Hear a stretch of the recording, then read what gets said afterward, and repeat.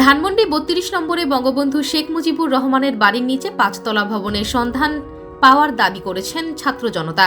প্রত্যক্ষদর্শীরা বলছেন, মাটির নিচে বেশ কয়েকটি কক্ষ রয়েছে যেগুলো রহস্যজনকভাবে পানিতে পরিপূর্ণ। বুধবার ৫ই ফেব্রুয়ারি রাত থেকে বাড়িটিতে ব্যাপক ভাঙচুর চালানো হয়েছে। বৃহস্পতিবার ৬ই ফেব্রুয়ারি সকাল থেকেও সেখানে মানুষের ভিড় ছিল। ধানমন্ডি ৩২ নম্বরে এক প্রত্যক্ষদর্শী বলেন, বাড়ির নিচে আমরা কয়েকটি কক্ষের সন্ধান পেয়েছি, কিন্তু সেখানে প্রবেশ করা সম্ভব হয়নি, কারণ পুরো জায়গাটি পানিতে ভরা। এটা খুবই সন্দেহজনক।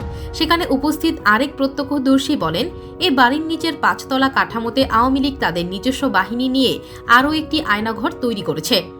ছাত্র জনতার দাবি, এ গোপন কাঠামো আয়নাঘর হতে পারে, যেখানে গোপনে নিপীড়ন চালাত শেখ হাসিনার পরিবার। ডিজিএফআই ডিবি আয়নাঘরের আড়ালে হাসিনা দল আওয়ামী লীগ আরেক নতুন আয়নাঘর তৈরি করেছে। সামাজিক যোগাযোগ মাধ্যমেও বিষয়টি নিয়ে ব্যাপক আলোচনা চলছে। এ নিয়ে প্রত্যক্ষদর্শীরা বলছেন, তদন্তের মাধ্যমে এর আরও সত্যতা যাচাই করা দরকার। গণমাধ্যমেরও দাবি, ধানমন্ডি ৩২ নম্বরে শেখ মুজিবুর রহমানের বাড়ির পাশে একটি নির্মাণাধীন ভবনে ২ তলা পর্যন্ত কনস্ট্রাকশনের কাজ শেষ হয়েছে। ভবনটির আন্ডারগ্রাউন্ডে আরও কয়েকটি তলা রয়েছে। যদিও নিচে নামার পর এটি মূলত একটি পার্কিং এরিয়া বলেই মনে হয়েছে, তবে এর নিচে আরও একাধিক তলা থাকার সম্ভাবনা রয়েছে।